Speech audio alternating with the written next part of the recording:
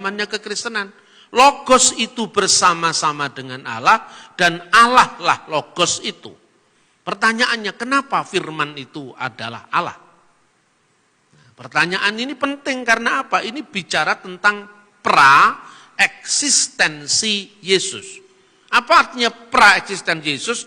Sebelum Yesus datang ke dunia, dia sudah ada.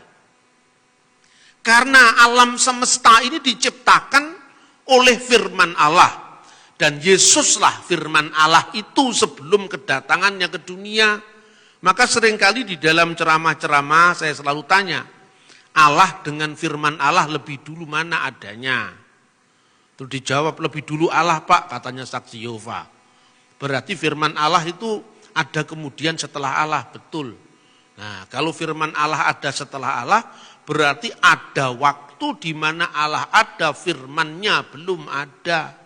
Berarti Tuhan pernah tidak bisa menciptakan, baru belajar dulu ada firman-Nya baru bisa. Oh enggak begitulah, dulu siapa?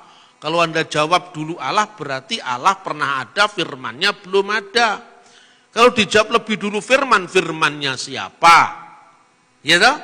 Maka jawabannya sama-sama kekal. Karena tidak mungkin Allah ada tanpa firman-Nya. Tidak pernah ada waktu di mana Allah ada tanpa firman-Nya. Nah ini pun juga teman-teman muslim jangan salah paham. Firman dalam iman Kristen itu beda dengan firman dalam agama Islam. Karena kalam, kalau dalam pandangan Islam misalnya Quran kalamullah, itu kekal. Tidak berawal, tidak berakhir. Karena kekal kan, itu bersifat tidak terhingga. Karena Allah menciptakan segala sesuatu melalui firman-Nya.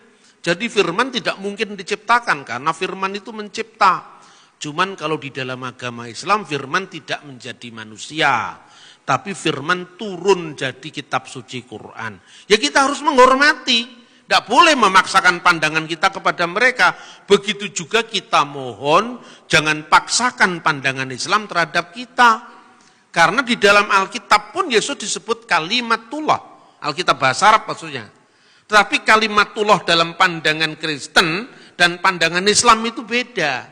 Yang terjadi kan seperti itu. Misalnya orang Islam masuk Kristen.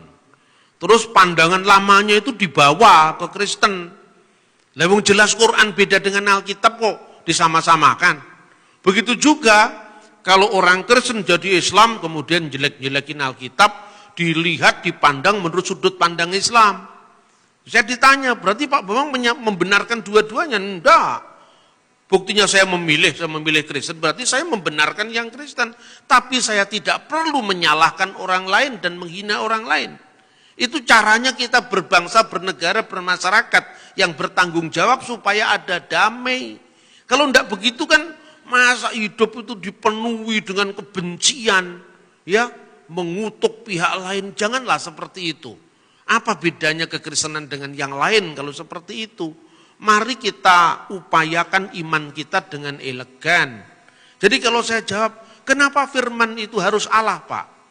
Nah, sekarang Allah menciptakan segala sesuatu asalnya dari mana? Dari firman-Nya. Wa yumir Elohim, berfirmanlah Allah, yehior we yehior. Jadilah terang, maka terang itu jadi. Jadi firman itu yang menciptakan. Makanya tidak mungkin kalau firman diciptakan. Siapa yang menciptakan firman? Allah.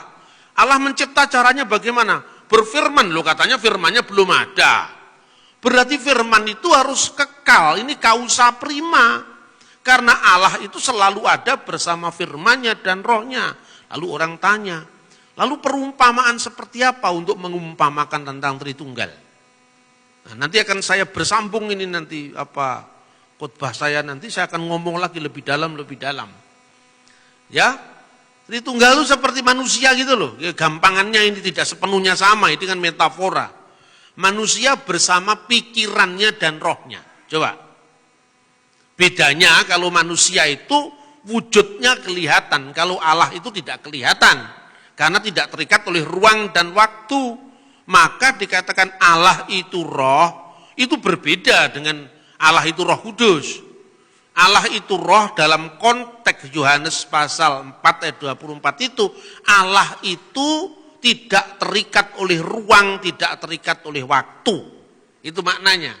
Tetapi kalau Roh Kudus itu adalah Allah, artinya sumber hidup dalam diri Allah itu ya tidak mungkin kalau bukan Allah. Roh saya kan tidak mungkin jadi rohnya orang lain. Roh saya adalah bagian dari saya, gitu loh. Nah, pikiran saya, apakah itu pikirannya orang? Tidak, pikiran saya itu adalah saya. Jadi ketika orang salah paham dengan Tritunggal, kan Alkitab mengatakan, Lo yihye lecha Elohim akhirim alpanai. Lo yihya Elohim, lo yihye, jangan ada lecha padamu. Elohim akhirim, ilah-ilah yang lain, alpanai di hadapan hadiratku. Kan jelas, jangan ada ilah lain di hadapan hadiratku. Itu kalau berlaku dengan ilah yang lain. Misalnya di ruangan ini hanya ada satu orang. Di ruangan ini tidak ada orang selain saya. Betul kan? Karena selain saya nggak ada di ruangan ini. Tetapi kalau roh saya bersama saya, apakah kalau mengatakan di ruang ini tidak ada orang lain kecuali saya? Termasuk roh saya, masa begitu? Roh saya satu dengan saya. Jadi ketika mengatakan tidak ada orang lain selain saya, itu termasuk pikiran saya, termasuk roh saya. Jadi artinya apa? Tritunggal itu tidak berbicara tentang sesuatu di luar Allah, tapi bicara tentang misteri Allah yang esa itu. Tritunggal tidak bicara tentang jumlah Allah, tapi Tritunggal bicara tentang Allah yang esa, yang mengungkapkan dirinya sebagai Bapa, artinya wujud Allah, eksistensi Allah, sebagai putra, kiasan dari firman Allah, dan Roh Kudus yang adalah sumber hidup dalam diri Allah. Nah, sudah jelas, itulah keilahian Kristus. Jadi ketika bicara keilahian Kristus, itu tidak merujuk pada kemanusiaannya yang dilahirkan oleh Bunda Maryam. Tapi kita bicara tentang Kristus yang praeksisten, yang sudah ada sebelum segala sesuatu ada, sebagai firman Allah yang kekal. Nah, firman itu kemudian menjadi manusia. Ketika menjadi manusia, tubuh fisiknya tentu bisa dibedakan dari Allah. Makanya dia yang dibunuh dalam keadaannya sebagai manusia. Jadi Allah tidak bisa mati. Yang mati itu kemanusiaan yang dikenakan, kemanusiaan yang dikenakan oleh Sang Firman ketika dia berada di dunia ini. Clear sebetulnya iman Kristen itu.